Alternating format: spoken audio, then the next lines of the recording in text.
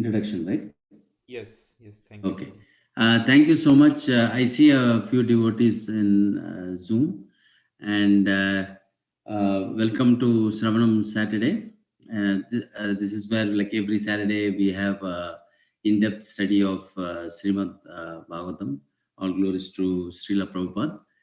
And today, we're very, very happy to introduce a very, very special guest from New Jersey, Krishna Devi Dasi. And for a change, since I'm not qualified to speak about her, so I will request His Grace Patita Pawan Prabhu, Gaurahari Prabhu, to make the introduction. And as you all know, by yesterday we had a ecstatic Harinam in Columbus, thanks to Patita Pawan Prabhu, who is traveling from New Jersey. You can go ahead, Patita Pawan Prabhu, with the introduction. Hare Krishna. Prabhu, you are on mute, I think. Hare Krishna. Yeah. Thank you, Prabhu. We are able to hear now. Yeah. Okay, you can hear me now? Hare Krishna? Yes, Prabhu. We are able to hear. So, I've been requested to introduce Rishta Devi Dasi. I'm born and raised in New Jersey, so I'm very proud to have such a wonderful Vaishnavi as Rishta Devi Dasi in my state. She's been in the movement since the age of 3. She was initiated at the age of 12, and she has completed the Bhakti Shastri. She memorized the entire Bhagavad Gita by the age of 12 and the first 3 cantos of the Bhagavatam. She regularly gives the Sunday feast class at CNJ, which is ISKCON of Central New Jersey in South Plainfield, just 10 minutes from Edison, New Jersey. She's homeschooled by her wonderful parents, Srimati Devi Dasi and Pir Bhadraprabhu, both of whom I know. Very, very, very wonderful, very active devotees in the CNJ ISKCON Central New Jersey community. I've been personally on Harinam Sankirtan on the street in Princeton with Srimati Devi Dasi, and I'm always trying to convince Rishta Devi Dasi to come out on Harinam also as well. She's homeschooled by her parents, and she started college last year at the age of 15. And her major is criminal justice. This is at Middlesex County College. And so she is 16 now. And she is an inspiration to all of the adults in the ISKCON Central New Jersey community, as well as to Vaishnav youth around the world for the responsibility she's taking in studying the Shastra and educating others in Krishna consciousness. She's an active preacher. And Srila Prabhupada is very proud of what she is doing with her spiritual life, that Srila Prabhupada wanted so much that the youth especially take on responsibility. They are the future leaders of the world. So she is very, very actively doing that. It's Krishna consciousness carries over from her previous life. She's a perfect example of that. So she is doing wonderful service for the ISKCON community, for the youth of ISKCON around the world, for the adults as well. So without further ado, thank you, Rishta Devi Dasi, for coming on. And here she is to speak on the Bhagavatam. Thank you, Rishta. Thank you, Prabhu. Thank you for the introduction. Rishta, so we have, our schedule is, we have the class till 9 o'clock. At around 9, we will break for a few questions which devotees might have. You can go ahead. Hear me? Yeah, we are able to hear you. Go ahead. Okay, yeah, thank you. I'm going to quickly try to set up a screen that I wanted to share. I actually had a lot of homework yesterday, so I was really busy and I didn't have all of this. No problem. But I did make a PowerPoint, so I'm going to share that.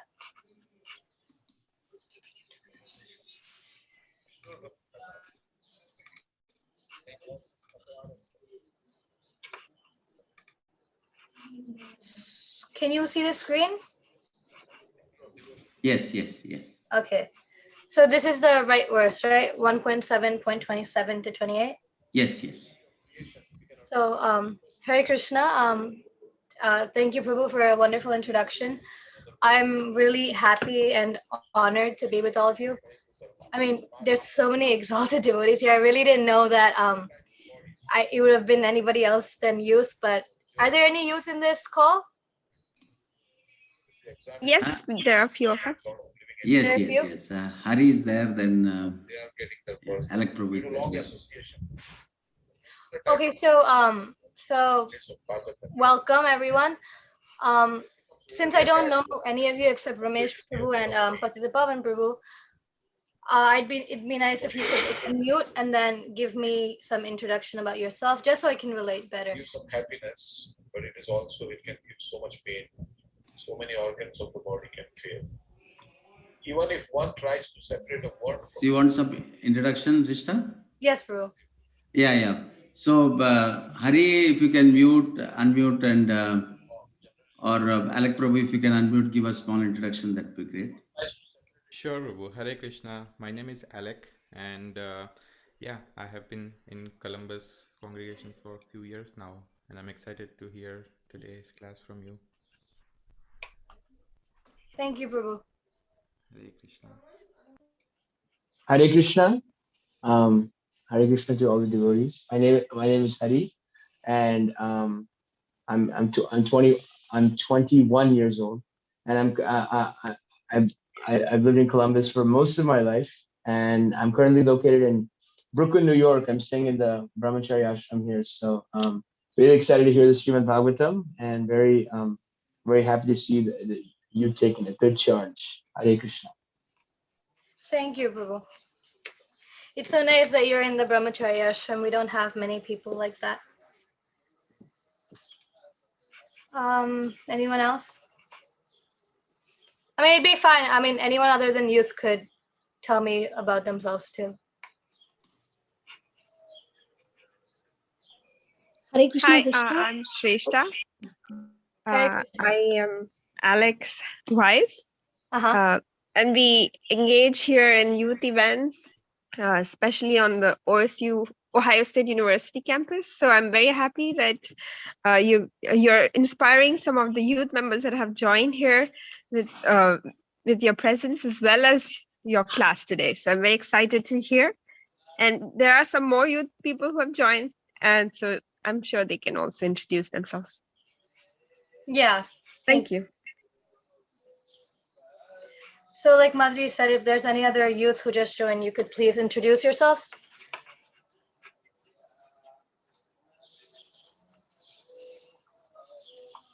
Okay, anybody non-youth could introduce themselves. Sumitra Mataji, go ahead, please. Hare Krishna, Rishta. My name is Sumitra. Unlike Hari, I'm not going to say my age, except that I'm in middle age and a mother of two, and I'm a physician. I work at Ohio State. I'm really inspired by your commitment to a very heavy topic, criminal justice and reform, looking at the foundational best way of transforming hearts and minds. So really looking forward to hearing your lecture. Thank you, Mataji. Yeah, I mean, it's a really nice subject. If you like criminal justice, it's a good thing to do. It's very different. Anyone else? My name is Naveen Gishnadas. I live in Columbus for almost 24 years. I'm trying to serve in Columbus community. So I'm really excited. I'm also kind of a youth. So Prabhu, that's why the name Naveen is there, right? So Yeah. Yeah, that's right. Yeah, that's true. At heart, I'm always 16, so 16 to 18. So happy to hear from you. That's one of my favorite topics too, criminal justice. So even though I'm in IT, but that's very something which I can relate. So looking forward for you. I mean, I heard your credentials is so nice. So engage. It's a lot of inspiration, not only for youth, for everybody. So really appreciate that. Hare Krishna. I'm Preeti. I live in Columbus, and I'm a physician. I would like to feel like a youth, but you know what? I have two girls at home, 12 and 9. So even if they're not attending this class, you will reach to them. They'll get to hear about you a lot today. So thank you for doing this class and inspiring us and our kids. Thank you, Mataji. Thank you so much. Thank you.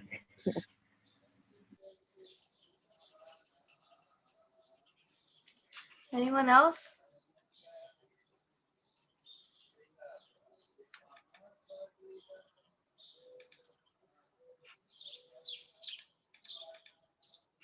Okay, if no one else is there, we can start. It was nice to meet all of you virtually. Do we have a Jai Radha Madhav Prabhuji for your Bhagavatam classes? Yeah, if you want to have, we are fine. Okay. But no, usually do you have? Yeah, they sing for a couple of minutes, yes. Yeah, okay. Yeah, sure, please. Jaya Radha Madhava Kunja Bihari Gopi Jana Vallabha Girivaradhari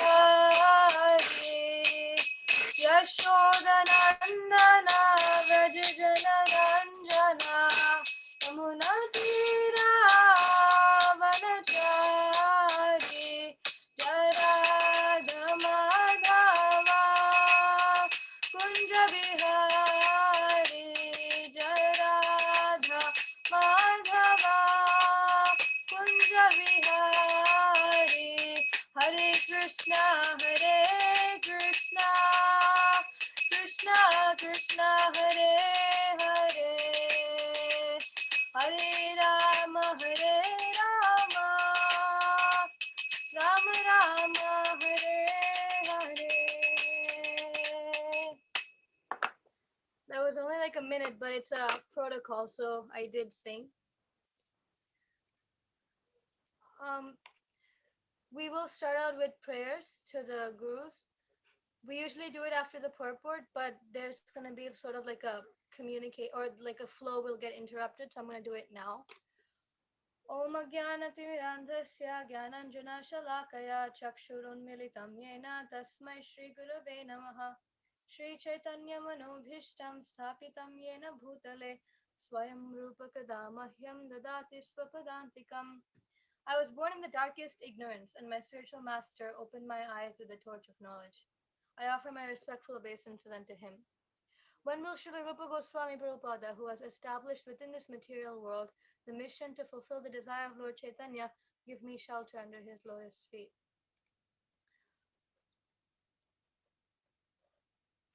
Om Namo Bhagavate Vasudevaya. Om Namo Bhagavate Vasudevaya. Om Namo Bhagavate Vasudevaya. Narayanam Namaskritya Naram Chaiva Narottamam Devim Saraswatim Vyasam Tatho Jayamudhirayet Nashta Prayeshva Bhadreshu Nityam Bhagavata Sevaya Bhagavati Uttama Shloke Bhaktir Bhavati Naishtiki.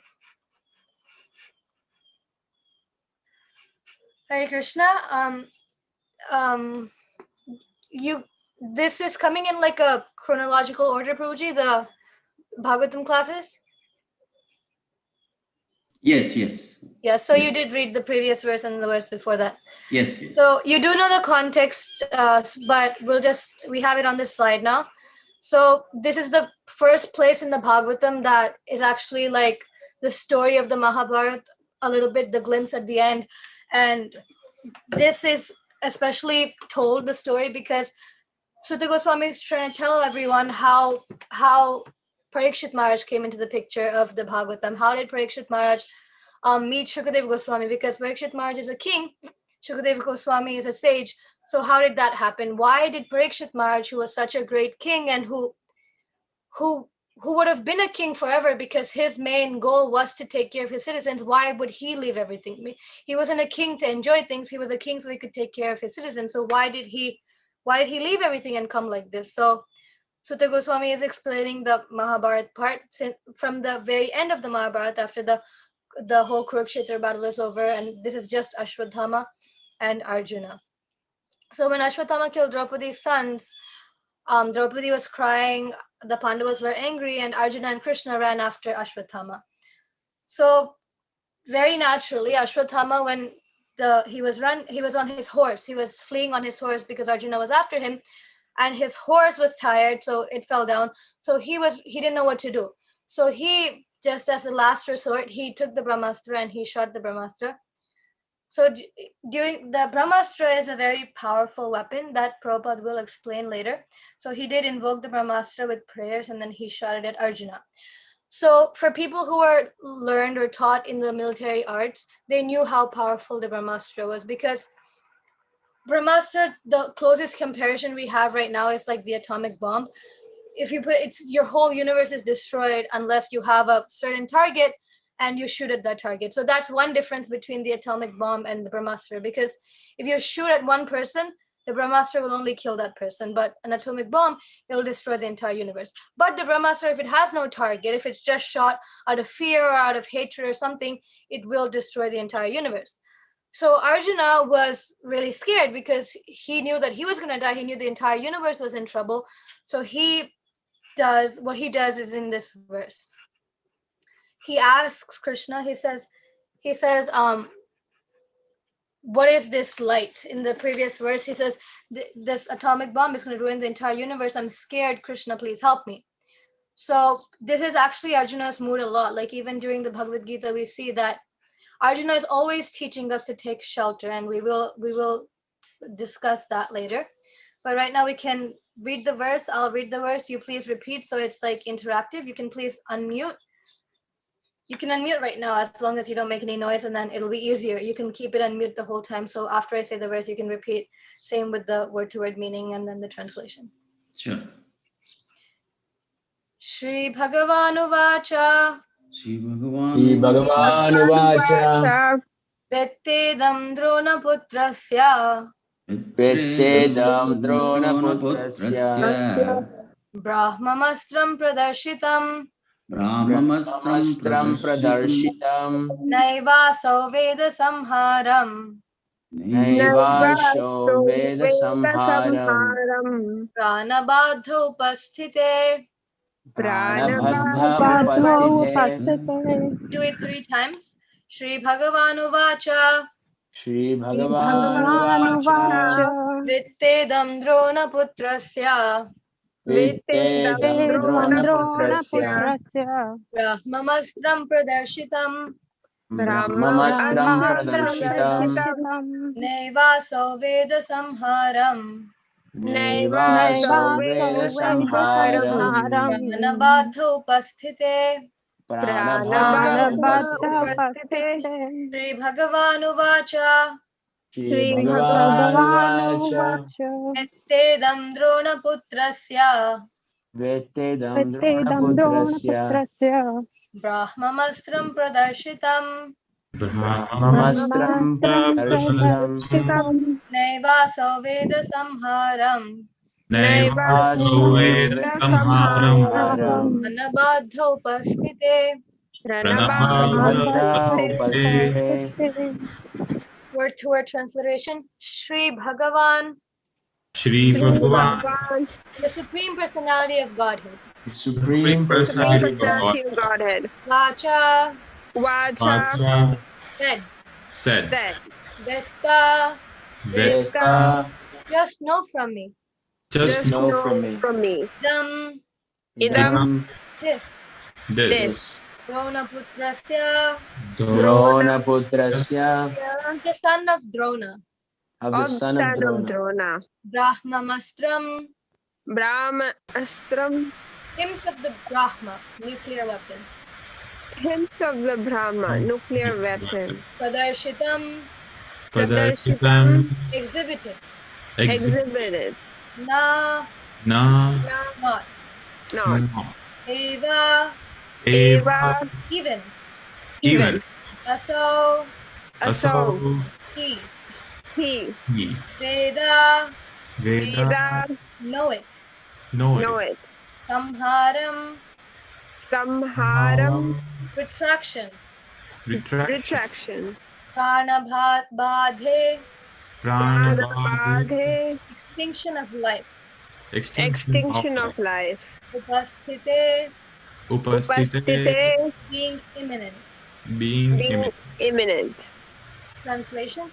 The Supreme Personality of Godhead said, know from me that this is the act of the son of Drona. He has thrown the hymns of nuclear energy, Brahmastra, and he does not know how to retract the glare. He has helplessly done this, being afraid of imminent death. Please repeat after me. The Supreme Personality of Godhead said, the Supreme Personality of Godhead said, know from me know from me know from me that this is the act This is This the is act the act The son of Drona. of the of the son son of of Drona. Drona. He has thrown the hymns He He has has thrown thrown the the hymn of nuclear energy, of of nuclear nuclear energy, Brahmastra, Brahmastra, Brahmastra, and he does not know and and he he and he does does not not know how know to retract the glare. how how to to retract retract the the glare. glare. Has helplessly done this, He He has has He has helplessly helplessly done done this, being afraid of imminent death. being being being afraid of afraid of imminent imminent death. Purport by His Divine Grace, A.C. Bhaktivedanta Swami Srila Prabhupada ki jai. The Brahmastra is similar to the modern nuclear weapon manipulated by atomic energy. The atomic energy works wholly on total combustibility, and so the Brahmastra also acts.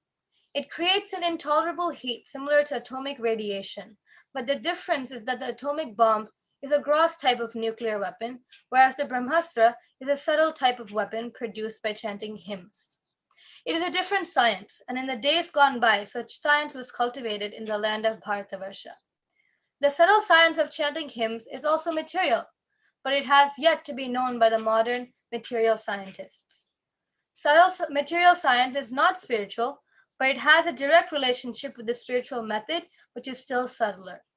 A chanter of hymns knew how to apply the weapon as well as how to retract it. That was perfect knowledge.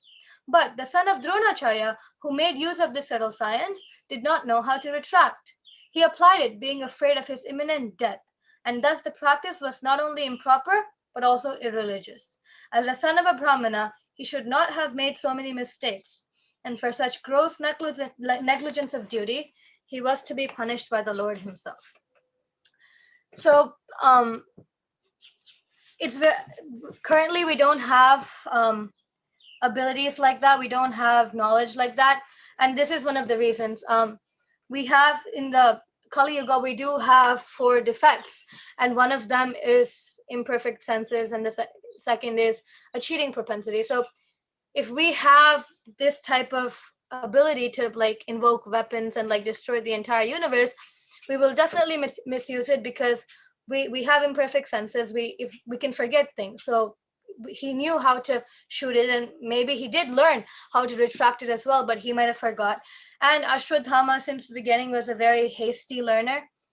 It was his father was Dronacharya, so he did learn very naturally, but it wasn't like the submissive mode. It wasn't, I want to learn so that I can use it for a particular purpose. He did not have a goal when he was learning about the Brahmastra, about any weapon. He was, my father is a teacher of all the Kshatriyas. Ashwatthama was a Brahmana. So it wasn't because he was the son of a Brahmana, it wasn't necessary for him to know about all of these weapons, how to use the weapons, unless he would have wanted to teach other Kshatriyas. But Ashwatthama, disregarding his Varna and Ashrama, which was a Brahmana and Brahmachari, he did learn all of this. He was very, very, I guess he had a lot of zeal. You can't call it inquisitiveness, because that usually has a very good connotation. He was very hasty. He just wanted to learn it. He didn't know what he wanted to do with it, because he's a Brahmana. He can't fight, or he shouldn't fight at least. And his father wasn't so willing to teach him either. He was just learning it when his father was teaching other people. So that's why he made this mistake, and he will be punished for this. And this is one of the reasons he's punished. One, because of course he killed Draupadi's children. And Srila Prabhupada says the second is because he had a power that he wasn't supposed to have. So he was, of course, just like Ekalavya. This is sort of maybe out of context, but it is the Mahabharata. Some people, or most people, do have a very good, Ekalavya, such a good person. He gave his finger for his guru, but it's not. Guru Maharaj says, Rampad Maharaj, and also Srila Prabhupada says that Ekalavya said yes when his guru said no. So Ekalavya went to Dronacharya, said, can I learn? And Dronacharya said, no, you're not a Kshatriya, because he was from a tribal area. And since your type of mentality is, whoever I favor, I'll go onto their side. So it's not, there's good somewhere, I'm going to go onto good side. It's, if I favor someone, if they're bad, they're good, I'll go. So Dronacharya told Ekalavya, you have a lot of potential. If I give you this type of knowledge, very, very powerful knowledge, you will end up being on the bad side somehow or other, and you will use it against the good side. So you have a very fickle mentality. You don't know what you're doing, and that's very natural for your varna ashrama. You're not a brahmana, you're not a kshatriya, you're sort of shudra level, so you don't know why you're doing what you're doing. So I cannot give you this teachings about warfare. And Ekalavya, which this is the part where there's a lot of good connotation. It's supposed to be bad. So usually it's portrayed as, oh, even though his guru said no, he had so much faith and love that he went and learned in front of his guru's statue. But that's wrong. His guru said no. That's the point. His guru said no, but he still did it.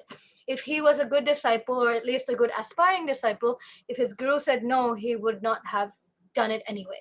So same thing with Ashwatthama.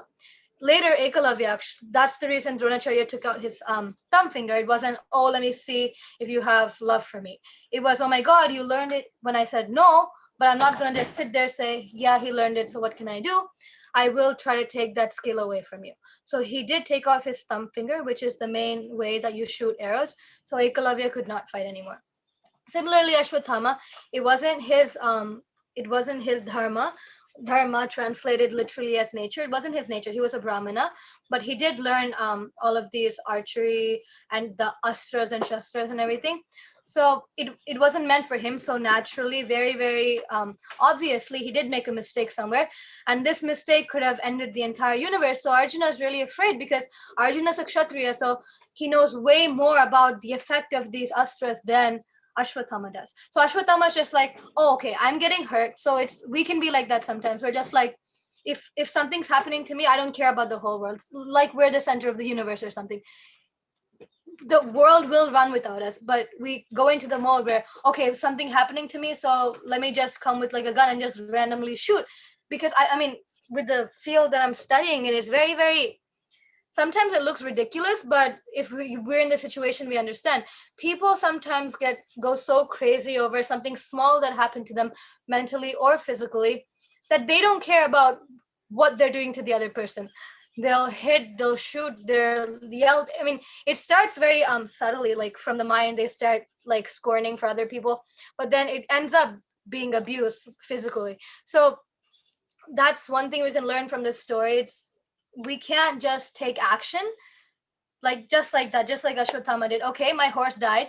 Now I don't know what to do. I can't run from Arjuna because he's on a chariot and I'm running.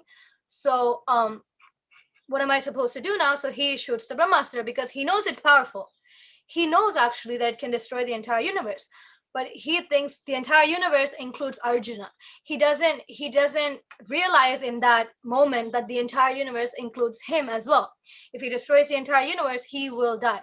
So we do stuff like that. Sometimes we take actions that just create really bad effects for us. Because I mean, there's a lot of people who do something because they're angry at their children. No, they're angry at their children or they're angry at their parents, and they do something like they try. I mean, very, very, very gross example is I did study a case where the child mixed poison into the parents' coffee, and the child thought that, hey, okay, fine, they're gonna die, I'll be happy. But then the crime did come out. We're not living in a place where everyone's eyes are closed. The crime did come out. The kid now is in lifetime sentence. So this is what we try to do. We think something we can do to another person, it ends up backfiring. Maybe the other person will get hurt, but we will also get hurt. So one thing we learned from Ashwatthama right now is don't do stuff like that. I mean, it's very natural. We feel like defending. And this is the whole Krishna conscious movement. There are 4 things: eating, sleeping, mating, defending, that we all do. Animals do, we do. But what makes us different from animals is we have higher intelligence. We do have more facility because of that higher intelligence. Animals sleep on the ground. We sleep in a nice house. So that's the only difference. In the basic things, there's no difference. The way we do the basic things is different. And that difference comes because we have higher intelligence. So with that higher intelligence, just making these 4 things better is pretty foolish. Like there was a story about it was like I'm not sure if it's true, it's just like a allegory, but very, very relevant. There was an old lady who her maintenance was getting like wood from the trees and then putting it on her head and selling it somewhere. So she did go like that once, and then she was in the forest and she was having the thing on her head and she was walking. And just like in India, it's very customary, or even here, if something happens, you're like, oh God, or like, oh my gosh, or something like that. So just like that, she said, oh Krishna. And lo and behold, Krishna was there in front of her. He came, he said, you called me, what do you want? So it doesn't happen like that, but in the story it did. So, and then she just like us, very, very narrow-minded, very, very just, she's always looking from an ant's point of view, not from zoom out. She said, Krishna, can you please just put the bundle of sticks back on my head? So she has the Supreme Personality of Godhead in front of her. She knows it's the Supreme Personality of Godhead, but she's so, I guess, just confined to her surroundings that she said that just put this back. She could have said, she could have at least said, make me rich, if not just let me get out of this material world, but she didn't. So we're like that. With all of this higher intelligence and higher consciousness that we've been provided, we try to make the four things that all animals do, all humans do better, which is a little foolish. Of course, we have to do them. It's not become a devotee and let go of eating, sleeping. It's, you do that, but you do that for something else, for something higher. It's just like if you know how to launch a rocket, it's just like going on airplanes all the time. You do know how to launch a rocket. So instead of sending airplanes up there, you could send rockets up there. So it goes faster. There's way more benefits if you launch a rocket than if you go on an airplane. So similarly, we're given this human body. It's a very rare human body, doesn't come again and again. I mean, it's very rare cases where you get a human body after you get a human body. So suppose you're a devotee. Krishna says that in the Bhagavad Gita. He says that yoga prashta vijayate. If you are a yoga prashta, which means you did have some pious credits in devotional service in your previous life, then, but you didn't finish, then you will be in a devotee family or in a rich family, both cases where you won't have to worry too much about sustenance and you could focus on devotional service. So that's a very rare case. Usually you won't get a human body after a human body. It's animals, then human, then if you don't do it, you go back down to animals, those 8.4 million species. It takes a long time. So, I mean, all of us were so lucky. Sometimes I do think about the fact that I'm a human, so I'm very lucky. It's just like you won the lottery. If you're going to misuse the lottery, I do know people. I know one person, like personally, but there are many cases where the person was a garbage collector. He won the lottery by chance. Then he spent it on all sorts of illicit things, and then he came down, and now he's a garbage collector again. So you get some luck or fortune or good karma, something happens, and then if you misuse it, you're back down again. So this is exactly how this species thing works. It's sort of like evolution. I mean, this like Charles Darwin evolution thing is all bogus, but it's an evolution in species. You go from the lowest species up to the highest. They say the cow is the last animal you'll be before you become a human, because I mean, cows are very like motherly, pious animals. So to even become a cow that we of course don't want to be, we have to cross through so many species. So we don't want to do that again. So we're in the human life now, so let's just get out of this ashwatthama mentality.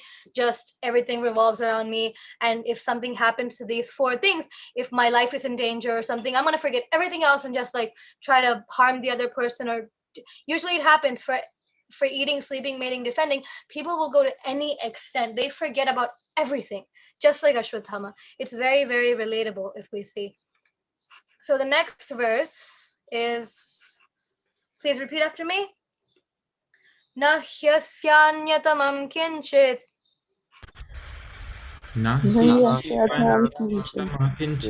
astram pratyavakarshanam jahyasrateja unnadham astragyo hyastratejasa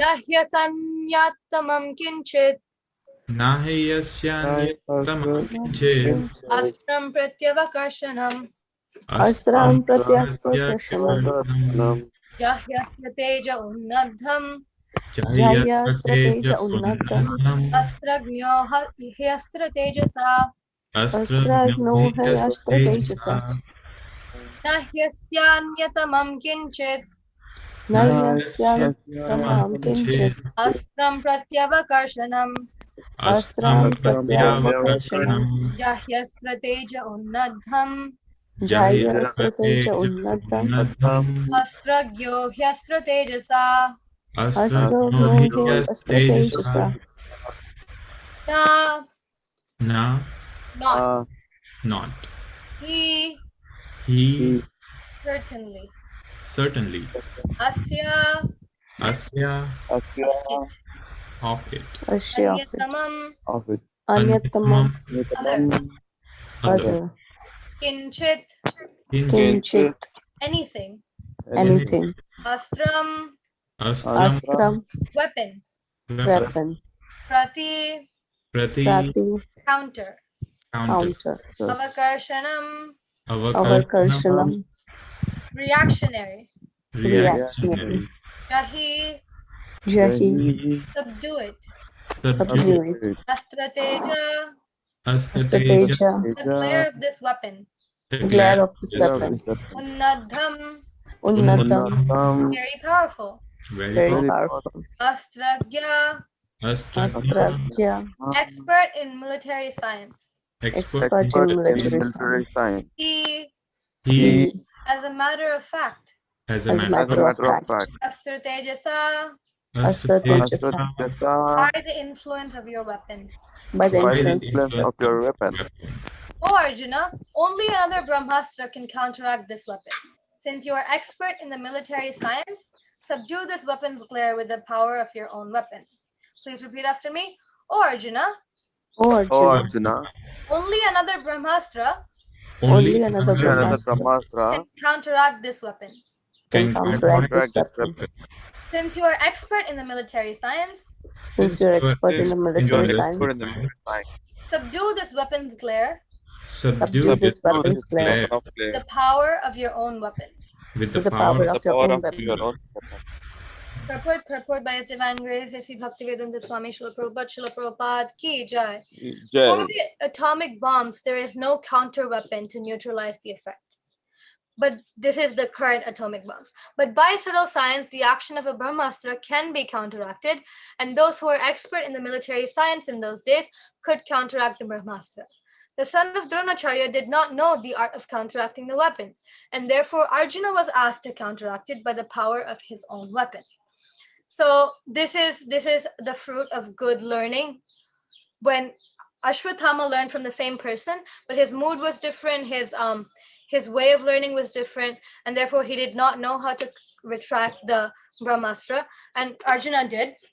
But we see that in the last, I think, 2 verses before, the Arjuna was confused. He really didn't know what to do. He did know that the Brahmastra's glare could be nullified by another Brahmastra, but it didn't come up immediately that I have to shoot a Brahmastra. Because in such a condition, when we're really scared, we really don't know what to do. Sometimes we know what to do.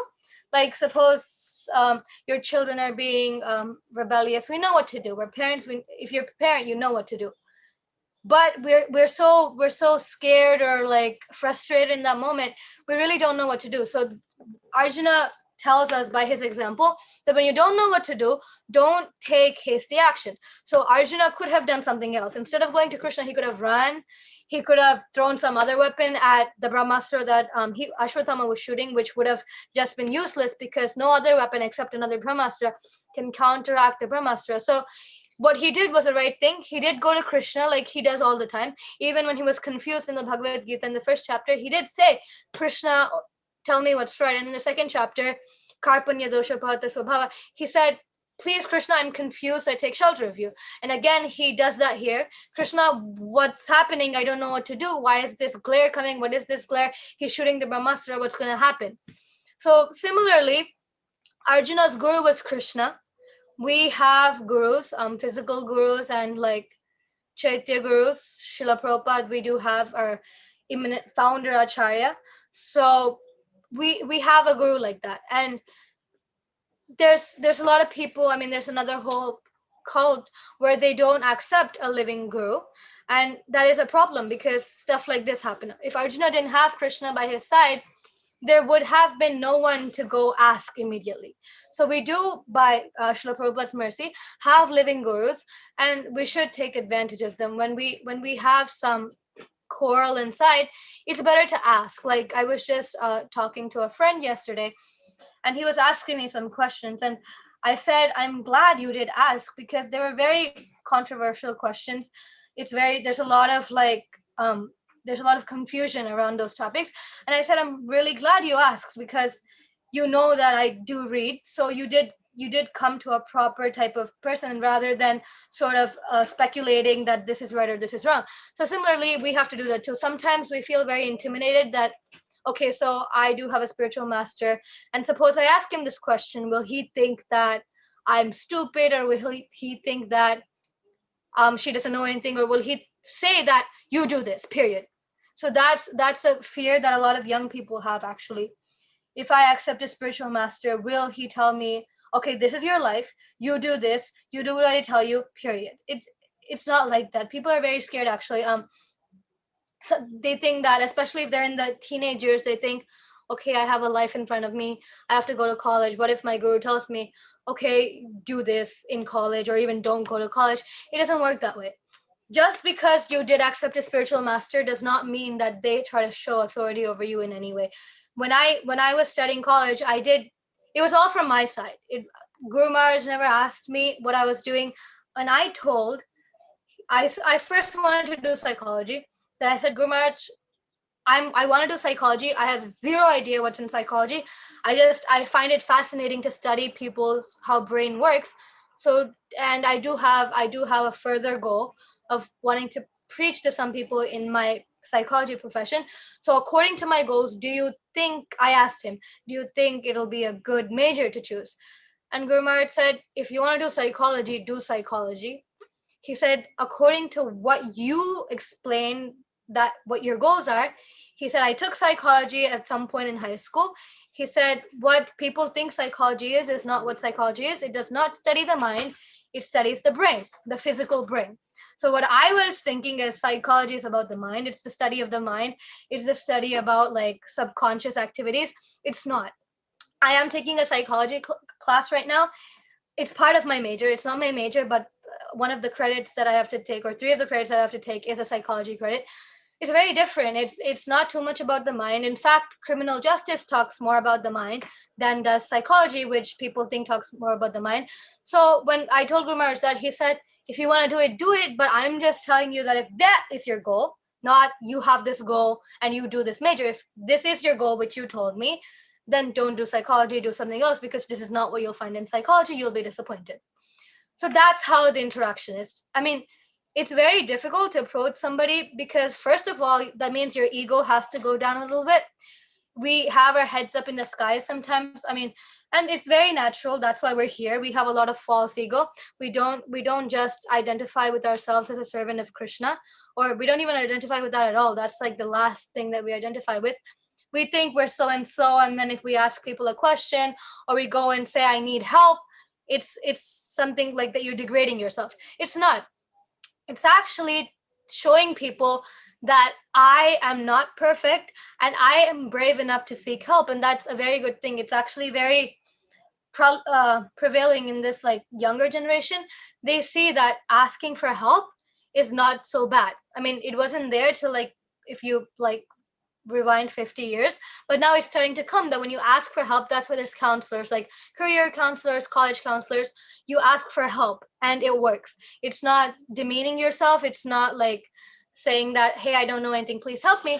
It's, I respect you, please help me. So we must take help from a spiritual master. It's very, very important, because we do know Srila Prabhupada did give us a set of rules, but Srila Prabhupada was a long time ago.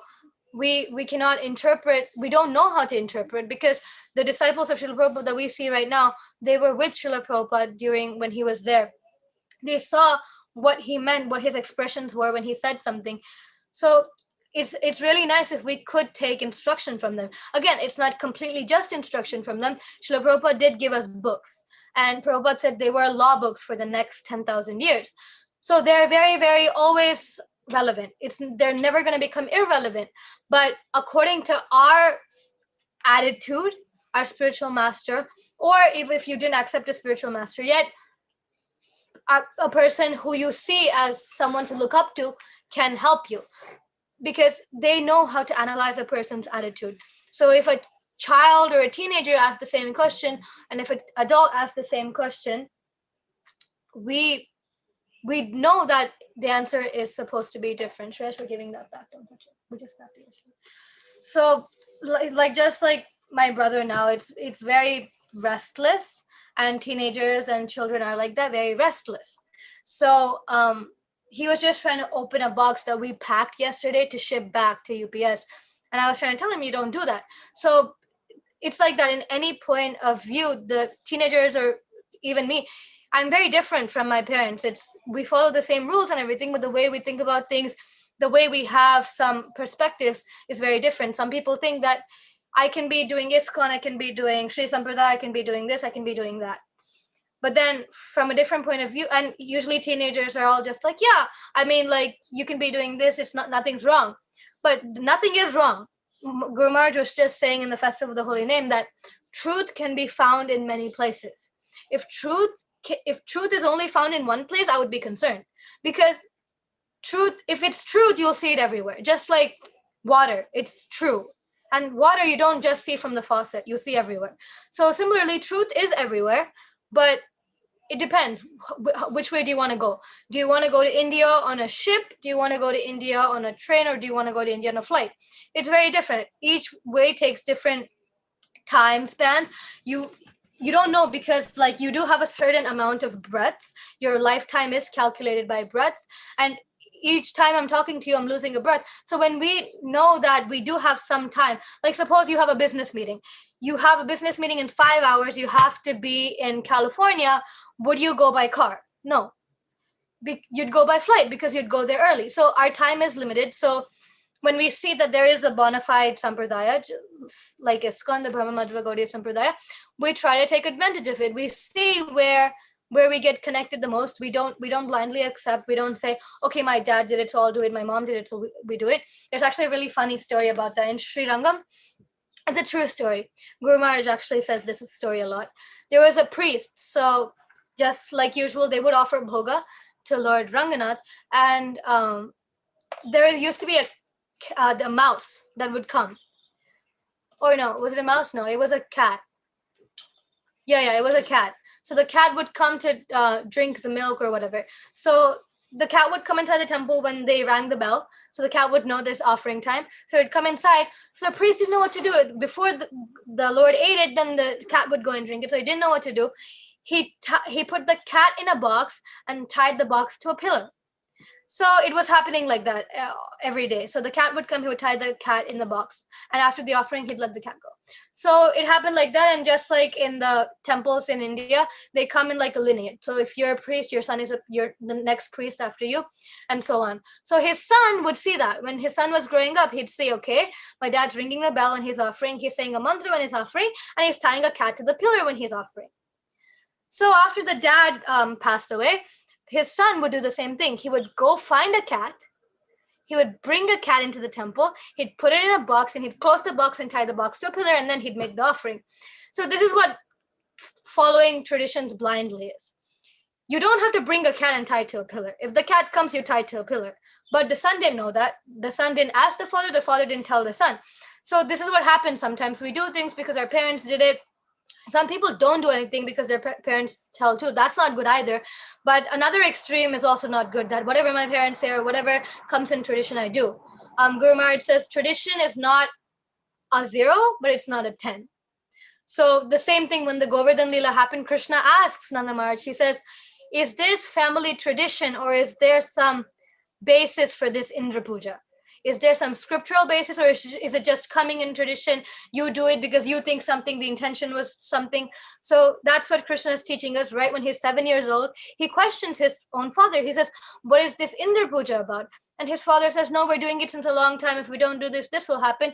And Krishna says, no, unless it's in the scriptures and unless you know a proper reason why you're doing it, not if we don't worship, Indra won't give us rain, then you do it. You don't just do it like that, and you don't do something especially because it's just tradition. So it's very important to just first ask yourself why you're doing what you're doing. Our lives are so fast paced that sometimes we don't even want to think about why we're doing what we're doing. Like when we wake up in the morning, no one, not one of us, not even me, we don't ask, why am I getting up?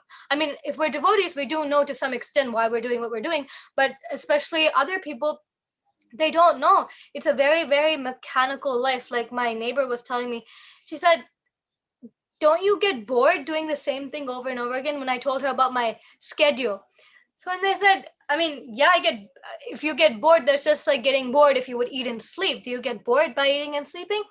No, because you know that eating and sleeping is very, very useful, and not only useful, but it's mandatory, it's vital. If you do not have eating and sleeping, you will not survive.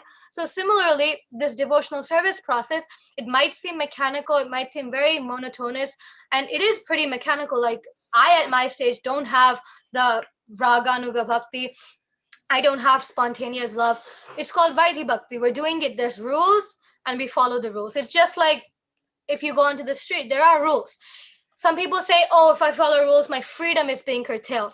Even in my ethics class just yesterday, my professor was sending me, we were like on the Zoom class, and then he was saying, this is called realistic ethics. People think that there are no ethics. Whatever I think is ethics. Some people think stealing is okay and that's okay, and there's no set facts about what ethics is.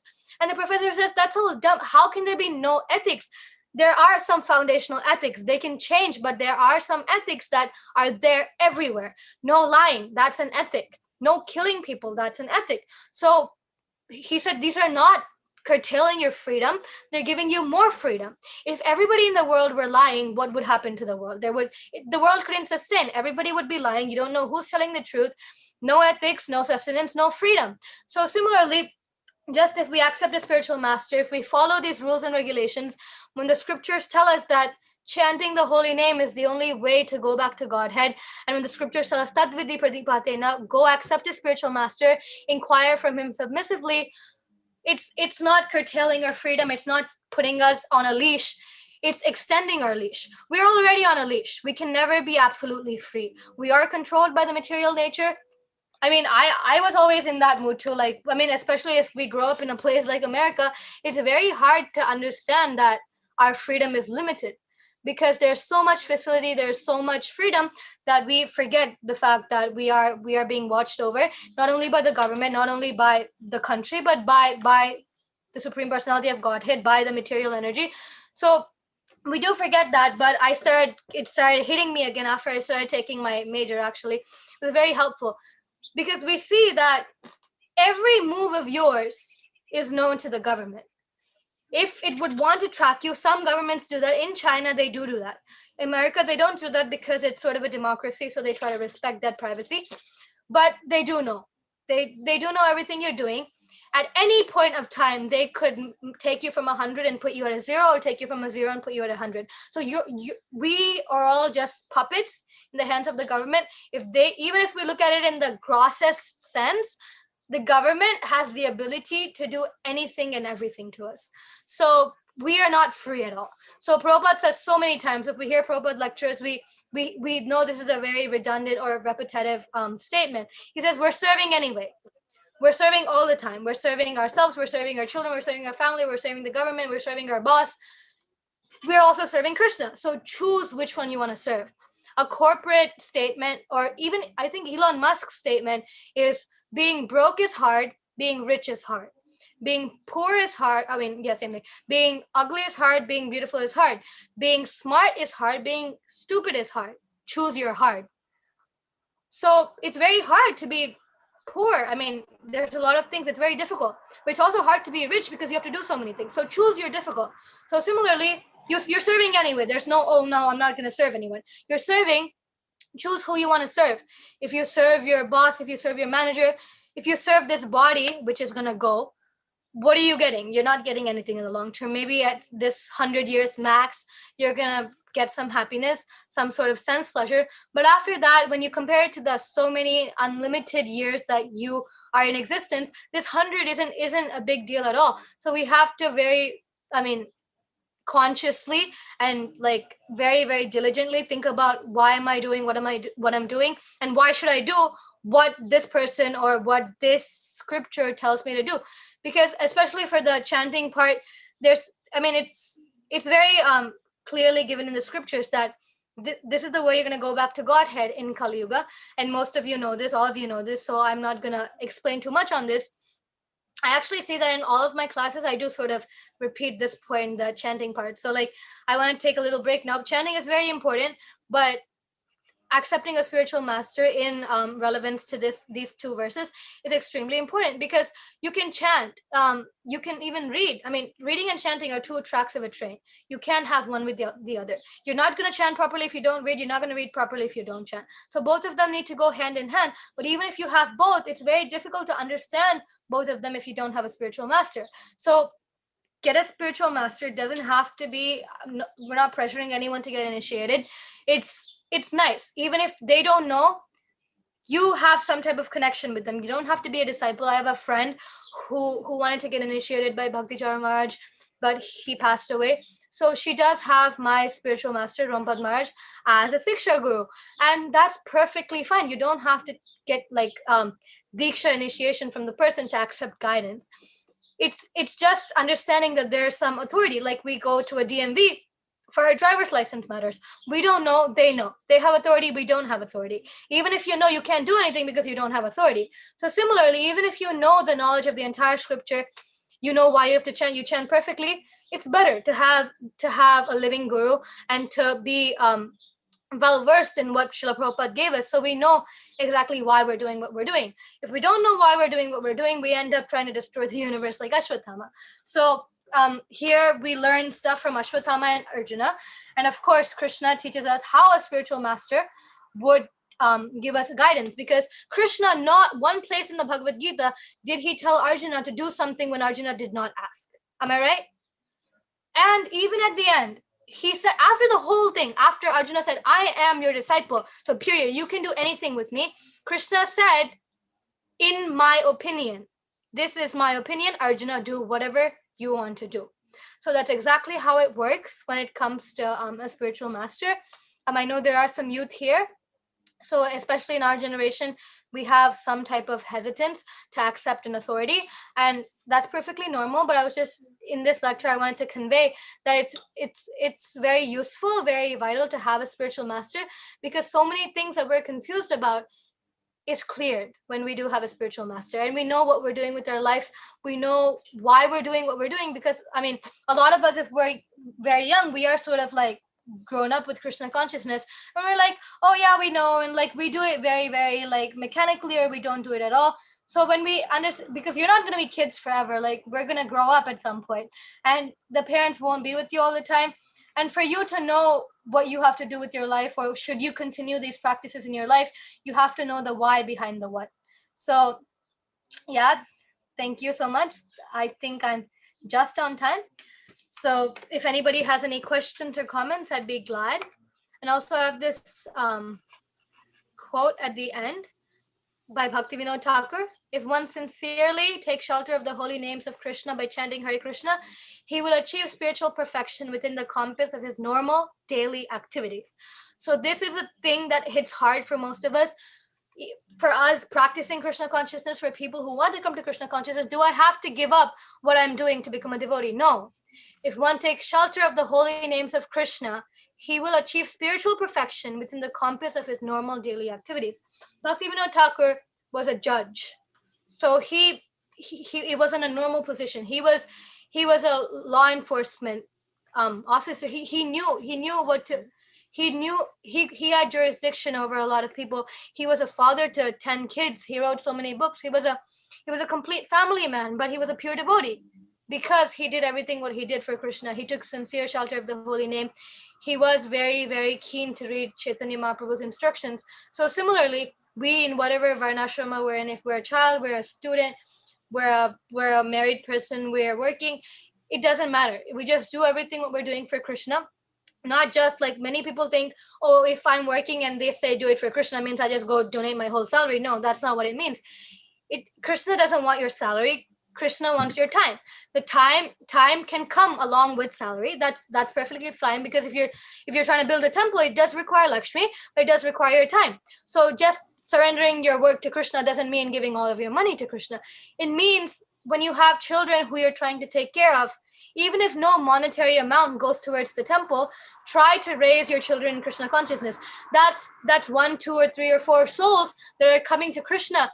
And Krishna likes that more than millions of dollars. That's exactly what Krishna wants. He wants souls to come back to him. And when you earn money, whatever, to take care of your children, to give them the facility to understand Krishna consciousness and give them the facility to fulfill their psychophysical nature so they don't feel sort of like confined because we're in Krishna consciousness, then Krishna will be really, really happy. That's what it means to dedicate your activities to Krishna. If you're a student, you get a degree, you get a good job, ultimately so that you can serve Krishna with whatever life you have forward. So it doesn't mean very gross stuff like giving your money to Krishna or just taking your degree and then you become a lawyer and you fight for temples. No, it's not like that. It goes in a very long term. So it's like this for this, this for this, this for this. There is an ending somewhere, ultimately for the happiness of Krishna, but it doesn't end very, very abruptly. Like, okay, I get a job, I do it for Krishna, and I give all the money to Krishna. It's not like that. If you have kids, if you have a family, you take care of the family. That's what Krishna wants. Krishna doesn't want you to give all of his money, all of your money to him. You take care of that family, so though they become instruments in spreading Chaitanya Mahaprabhu's movement. That's what dedicating your life to Krishna means. So thank you. I'm over by 2 minutes, but questions, comments? Thank you, Rishta. Alec Prabhu, you want to take over the Q&A moderation? Go ahead, please. Yes, sure, Prabhu.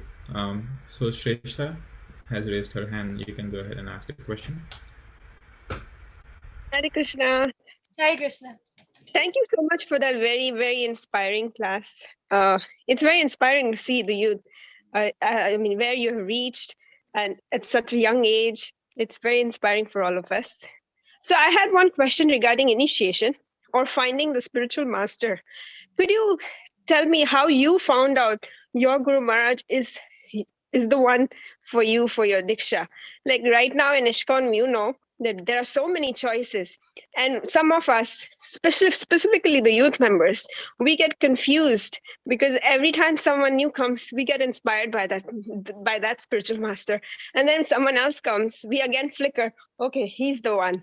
So how do we know that this is my spiritual master for Diksha?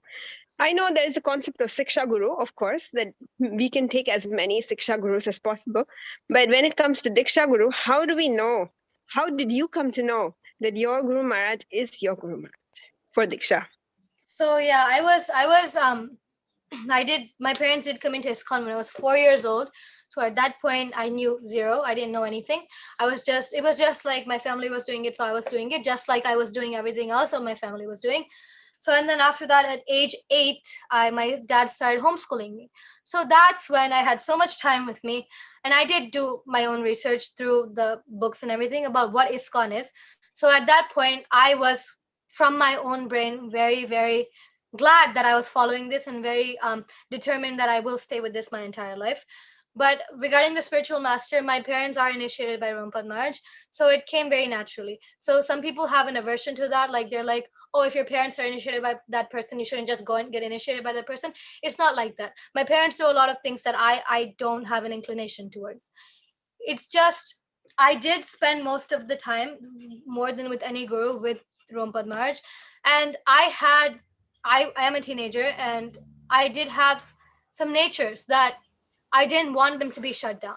I do know some, I'm not talking about gurus, but there are some people, mostly some parents, who do try to shut down any inclination which is seemingly, not in line with ISKCON or with their conception of ISKCON, that they try to shut it down. So if their child says, I want to become a doctor, they're just like, oh, no, no, no, no, you're going to waste your time. You're just going to like keep studying for this time and all this time will go wasted.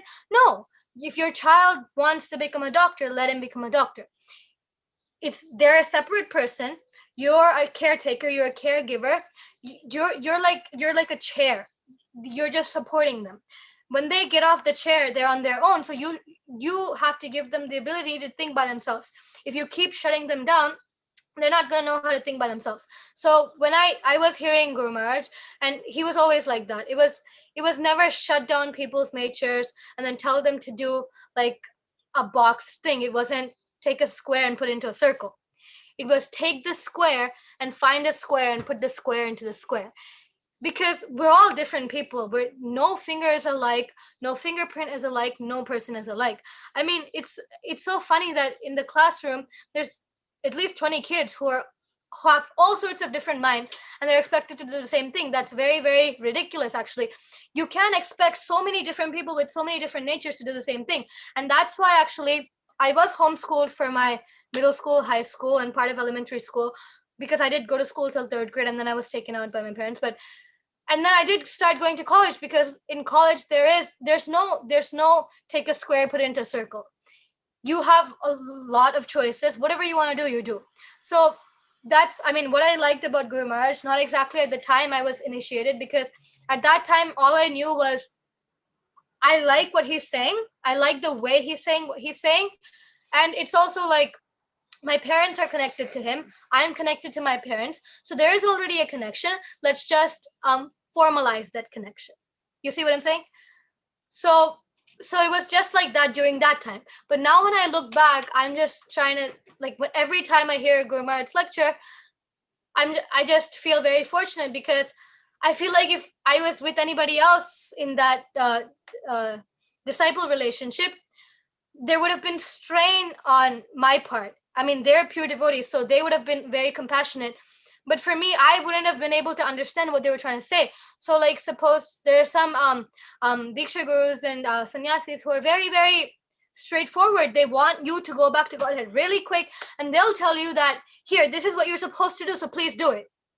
And then my side, I'd be like, oh no, what does that mean? Are you just ordering me? Are you blackmailing me? Are you threatening me? So there would be some tug of war from my side. So I'm just glad that I came across and committed to this spiritual Rumpad Maharaj, because very, very understanding and practical sannyasi. He's so many young devotees who are initiated by him, so he very well understands what it feels like to be a teenager. Maharaj says sometimes that one of the reasons I don't want to come back to this material world is because I'll have to be a teenager again. So it's a very unsteady phase. You're sort of transitioning from a dependent child to an independent adult. So there's a lot of ruckus that goes on outside and inside. So you require, or at least I require, somebody who wouldn't just be very, very straightforward, somebody who would sort of explain things, somebody who would understand my point of view, even if he doesn't say, yes, you're right, just, yes, I understand, but this is what it is. So that's the reason I did take my spiritual master. I was initiated when I was 12. So at that point, I didn't have all of this. I did know that I was connected to Rompad Maharaj because my parents were initiated by him. So I just wanted to sort of formalize the connection. And I did spend a lot of time hearing his lectures, physically and online. So there was sort of a connection built. I did like what he was saying, and I did, of course, like how he was saying. I mean, this type of mentality wasn't absent then, but it was there. It was very like dormant. Now, because I'm 16 years old, I feel very fortunate that I did take Diksha from him. So yeah, thank you. Thank you. That's really nice. Jai, thank you so much. That was it blows my mind, just listening to your answers. At such age, you have so much maturity and deep understanding on this subject matter. Yeah, talking about initiation guru, it takes a lot of heart and courage. Yes, it actually does. When I was taking the disciple course, I was pretty mind blown too. Like it's very intricate, but it's also very simple if you look at it from like a bigger point of view. There's a few rules that you have to follow, that you have to abide by. And I mean, of course, you require some austerity to be in like progress in spiritual life. And if you take a disciple course, actually it'll be very, very helpful. So because I do see that a lot of you are not initiated, so if you take a disciple course, that's one of the prerequisites for getting initiated. So do take that. It'll also increase your understanding about what initiation and diksha is. Absolutely. Thank you for bringing that point up. Any other questions we have on the call today? We have over 20 participants. Any comments, questions, or things that they would like to discuss today?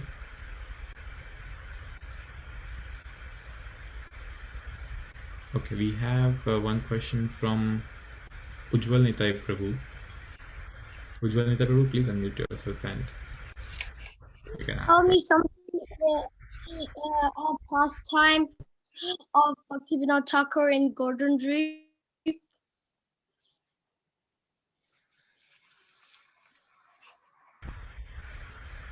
Sorry, I didn't hear that. Ujjwal Nitai Prabhu, can you please repeat the question? Can you tell me some pastime of Bhaktivinoda Thakur in Golden Dream? I think I'm the wrong person to ask about that, because I didn't read too many of Bhaktivinoda Thakur's pastimes. I do have an idea about his teachings, but pastimes, especially in certain areas, I'm not really sure. You could read, there's a book called Vaishnavas Acharyas. You could read that. That's a very good, very helpful area. Or you could even just Google it. You'll find something. Chaitanya Charitamrita is a good place to start. So yeah, that's what I tell you. I'm sorry, because I'm not too handy with that.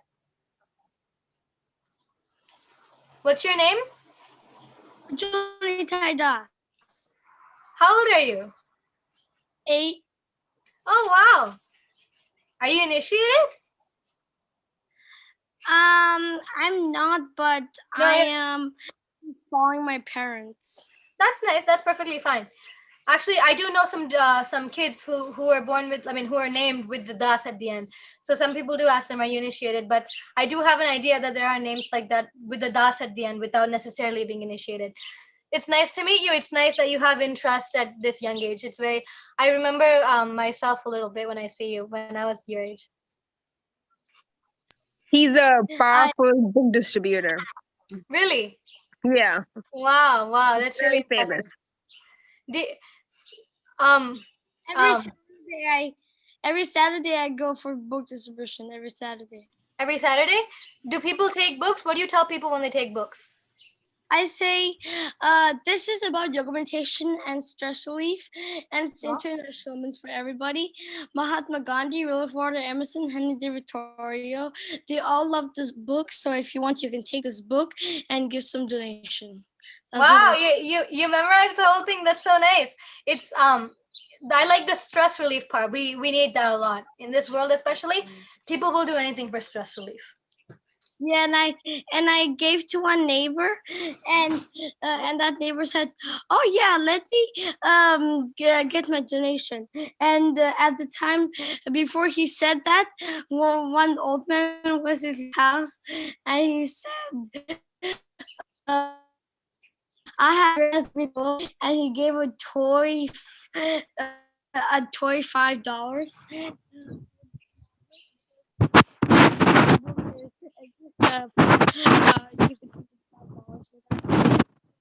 And that was a payment, and like money for learning for babies, and then his wife came and took that back. Oh really? Yeah, he just joked with me and gave me a toy money, but then he gave me a real money, $5. That's nice. Yeah, keep doing that. It's really nice. You'll learn a lot, not just spiritually, but you'll also learn a lot for your academic life. You'll see that it's helping you in your social skills and your talking skills. So keep doing that. Krishna will be happy, and your grades will be happy too. Also, I have Zoom meetings with my parents, Guru Maharaj, and they give, and then my parents, Guru Maharaj, give Chaitanya Charitamrita class every day, and every Sunday it's USA turn. all the USA devotees come on Zoom and they can offer the prasadam to Guru Maharaj on Zoom, not personally. So and then my mother cooks something quickly, or if she had no time, she just takes some fruits, and then we join in the Zoom class. And then when the Zoom visits start, first they do all the birthdays, and then all the home visits come, and then they they offer all this prasadam, and sometimes our turn come, and then we also offer our prasadam, and they really know us because my mother is what is that? Sister is my parents. Guru Maharaj has a servant, and his servant is also part of our family member. Oh, that's nice. So they That's really very, know us. that's very good. That's And amazing. So Ujjwal Nitai Prabhu, he's our young bomb. He can go everywhere and Yeah. no I mean, point. just by the way he's talking, I see he's very, very confident in this process. Yes. It's So very good to see.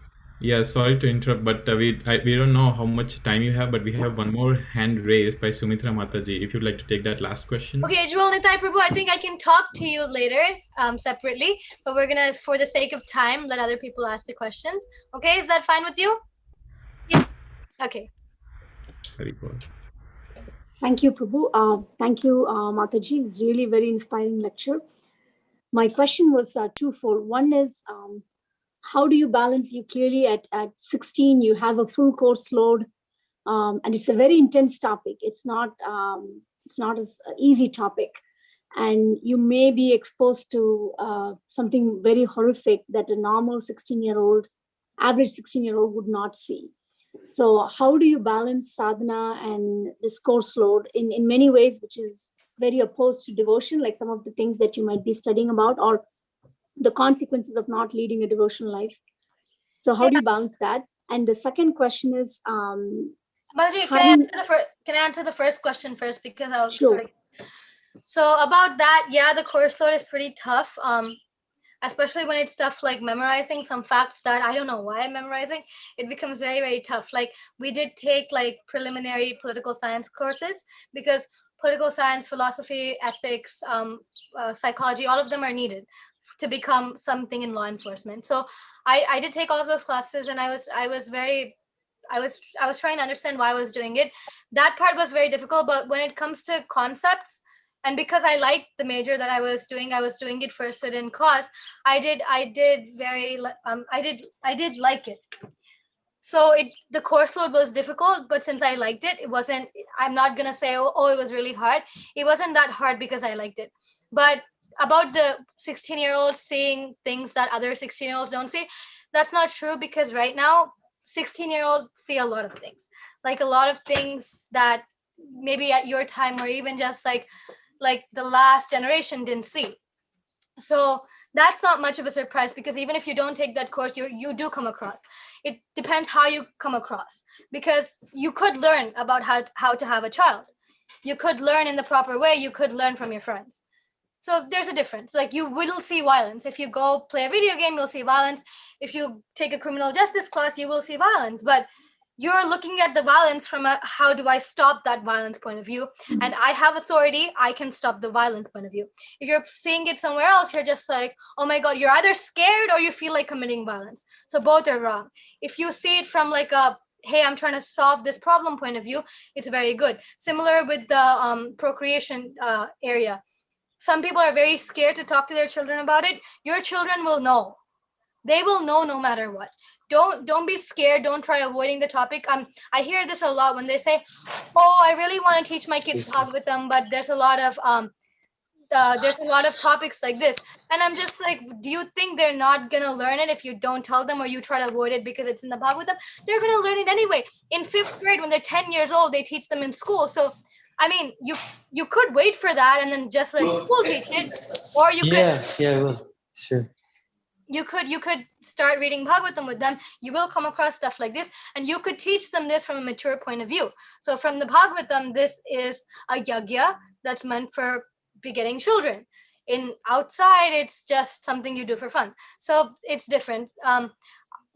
How do I manage the sadhana in the school? I don't spend too much time for school, maybe 3 hours every day. So I do have a lot of time for sadhana. Sadhana became very, very normal for me, at least the chanting part.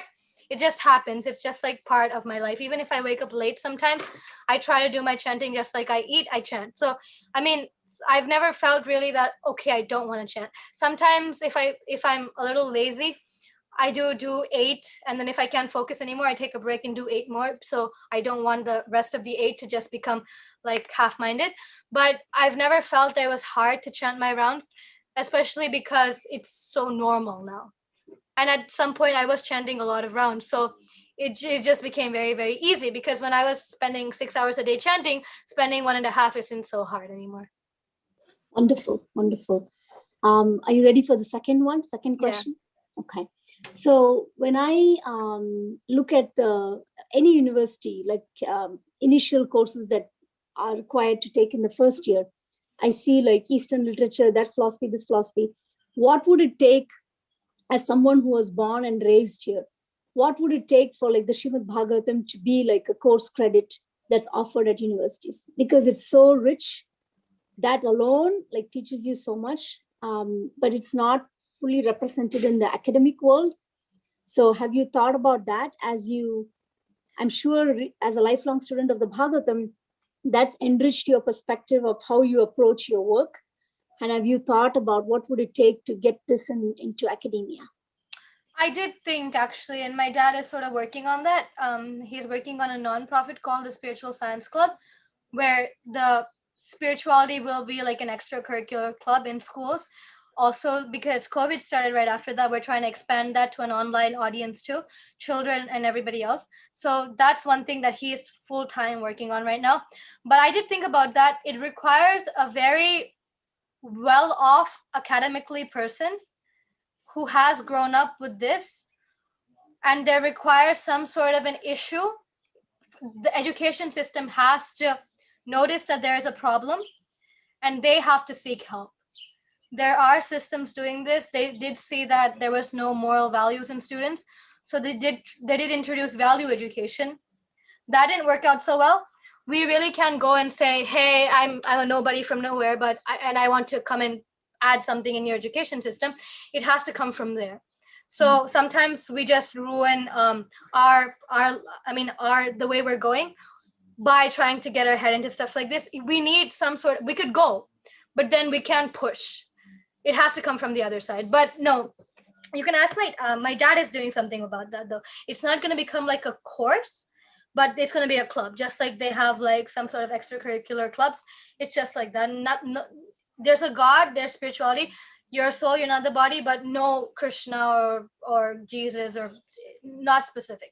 Very just not vague either. There's a God, you're not the body, you're the soul. So we're trying to start off with that and see where it goes. But to make it a subject, it's going to take a while. But I do know that if you study in religious studies, or particularly Hinduism studies in Oxford or any other college, they do have Mahabharata as one of the study materials. Like they have some other Greek scriptures. Like they do have some parts of the Bible too. They do have Mahabharata. They don't have Bhagavatam, and it would be wonderful. But now when we see it here, not just a mandatory course, but if you take a religious course, it's much easier to introduce Bhagavatam into a religious major as opposed to like a normal English math requirement. So yeah, that's very possible actually if you want to go do something in the religious area. Because Bhagavatam and Mahabharata are very similar, so they wouldn't have a problem. If they had Mahabharata, they could have Bhagavatam. Wonderful. Thank you. Yeah. Wonderful. So we have, looks like Sukhdevananda Prabhu also wants to ask a question. Is that okay with you? We can stop after this, or if you have to go, we can take this question offline. We want to be respectful of your time as well as everyone on the call. Is that okay? Oh, me? Yes. Oh, yes, yeah, that's fine. I thought more. you were asking someone else. Okay, so Sukhdevananda Prabhu, please go ahead and ask the question. Hare Krishna Mataji, thank you very much for the class, and unfortunately I was not able to hear fully as things happen sometimes. But I do want to, I caught the wind of what you talked about Ashwatthama, and that's a fascinating subject based on other lectures I've heard before. But one of the things you talked about is the Ashwatthama mentality, right? So, and you talked about how, we should not be acting immaturely and reacting and responding to things randomly like he did. But it's, it's very common in this world that unfair things are done to you, and you have to react or respond sometimes, but at the same time we have to be wise. So how do you interpret that from a scriptural guidance? And I'm sorry if it is a heavily loaded question. Oh, no, Guruji, not at all. Thank you for the question. I saw that you were using respond and react interchangeably. They're two opposite things. Reacting to a situation can be a fly walks into your room and you're like, oh my God, there's a fly, there's a fly, there's a fly. Responding could be taking a swat and then like swatting it away. So reacting and responding are two different things. We ideally should respond. We should not react. And sometimes if we react like that, we can cause other problems over the problem we already have. So definitely we shouldn't react like the way I just showed you, but we could respond. And of course, stuff do need our response all the time. Like, especially if you're living in like US or in a place where it's very civilized, you do need response. So I'm saying this, I'm not saying that don't live civilized. I mean, I'm just saying it like don't not live civilized. You need to respond. Don't ever think that you shouldn't respond to something. If you're a father, you have to respond to your children. If your children are not devotees, still you have to respond to your children because you're their father. From the scriptural point of view, the you have to respond doesn't change, but how you have to respond does change. So it varies from scenario to scenario, but we do have the benchmark as the scripture. So when there in the scripture there's so many, it's not exactly case studies, but there are scenarios, there are answers to every question. There's a chapter that says Bhagavatam is the answer to all questions. So if you read properly, along with that, when you read the purports are extremely important. It's not just the translations.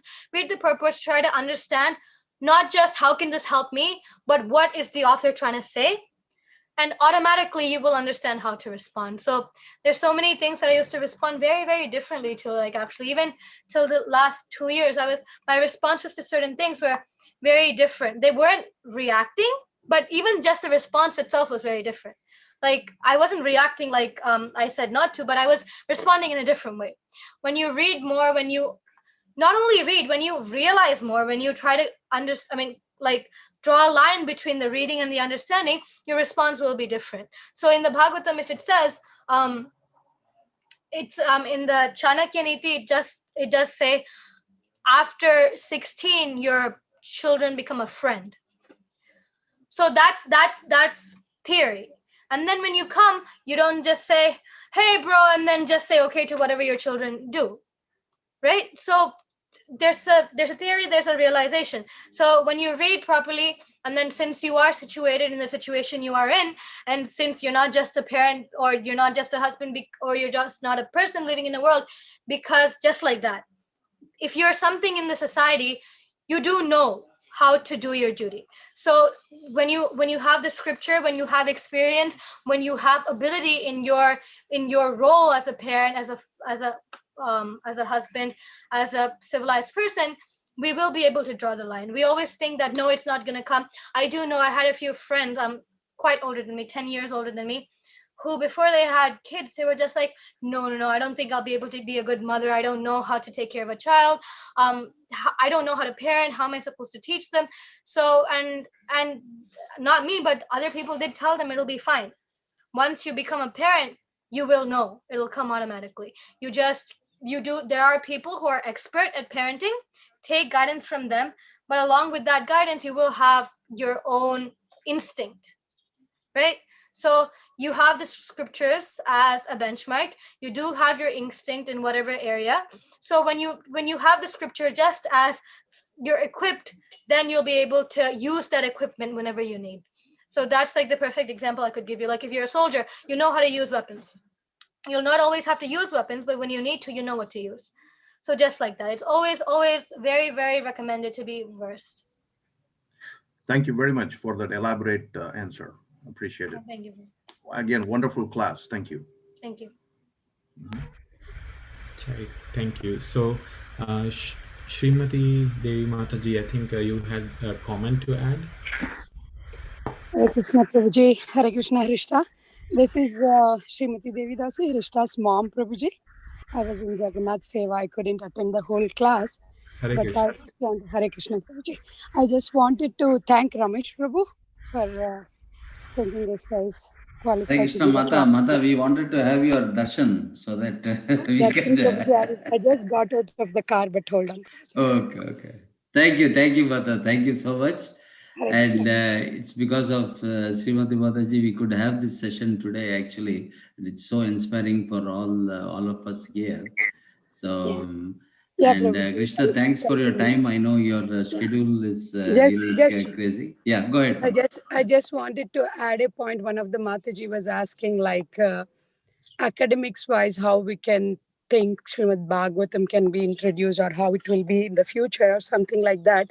Yes, Mataji, we all need actually youth. That's the reason Prabhupada disciples are all looking at encouraging the youth, because they are going to get the change in the society. There is 100% need, 100% need. Like as Rishta has chose the criminal justice administration correction, wherein she can help some prisoners in the probation, because the results are always downfall only. The people, how many are going inside, more are going inside, who are coming outside again, they're going inside. So change is needed. There is a need, 100% need for Srimad Bhagavatam, but how it will be implemented, like Prabhupada said, time is separating, just time is separating, Mataji. Most of the youth, if they get really inspired and start reading, hearing the lectures, and get to a position where they can get some change in the society, that will 100% happen. And I just wanted to add, I just said in the comment chat box that can I comment? Rishta said no, mom, separately to me. The reason is actually when Rishta was like 7 years old, she was chanting by then 16 rounds every day, and everything was going on as usual, like a normal devotee child. And then when we asked her, what would you like to do if you have a choice to do something? Like if someone says that, what do you want to do? And then Rishta said, I want to sue the educational system of United States of America. And then we said, why do you want to sue the education? She was like, yeah, 8, maybe 8, 9, something like that. And then she said that because they don't give the basic education of we are not the body, we are the soul. Everything is centered around the body. I mean, at the age of 8, 9, she told that. So I request and all of you to pray that Rishta and Rishta kind many youth should come to a position where they can really take some, in a position wherein they can take really some action and get some real change through Srimad Bhagavatam and scriptures. Yeah. Thank you so much, Mother. Thank you so much. Thank you. Krishna, if you don't mind, can you introduce your brother also? Oh, okay. I see him peeping around. Yeah, it's Shreyas. He's 13 years old. He was homeschooled for his whole life. I went to school till 3rd, but he didn't. He's a very playful kid.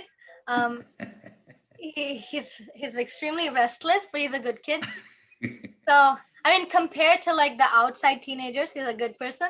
But if you have to compare with like something else, then you might see an issue. But that's okay. He's good at learning, so he can learn. And if he wants to do something, he'll do it. So that's a good thing. Just an add-on, it might be really surprising to you all, but Shreyas is now 13 years old. He started reading Srimad Bhagavatam since he was 6 years old, 6+ years old, and he has done more than 100 times page to page Srimad Bhagavatam along with purports, more than 100 times. Yeah. Hare Krishna Mata. Very inspiring. I know he has memorized some Srimad Bhagavatam verses also, right? Yeah. Very nice, very nice. First canto. So inspiring. Thank you very much, Prabhuji. Thank you. I know we are running short of time. Late. Yeah. Yes. Alek Prabhu, you want to have any closing comments, Prabhu? Or? I just want to, pay obeisances to the whole family. It's incredible to see Mataji inspiring, both the kids. So really, all credit is to Veerabhadra Prabhuji. I just helped them. That's it. Yeah. He has immense faith in Srimad Bhagavatam. That's what he gave for all of us. Yeah. Incredible, incredible. We are very blessed. You are asking us to pray, but it looks like that you have to pray for, for all of us, so that we can also become as serious and sincere as yourself and Hishtadevi Mataji. So very, it's a blessing, to have you all on our call. And yes, hopefully in future we can also, we can have Mataji again, and in person, if possible, if things gets better. Please visit Absolutely, Colombo. absolutely. You could do that. You could definitely do that. Hari Bol. Thank you so much. So we'll take a pause today, Prabhu. Yes. Yes. Vaishnav pranams, vancha kalpatarubhyascha, kripa sindhubhayeva cha, patitanam bhavanebhyo, Vaishnavebhyo. Ananta Koti Vaishnavrinda ki jai. Thank you. Jai.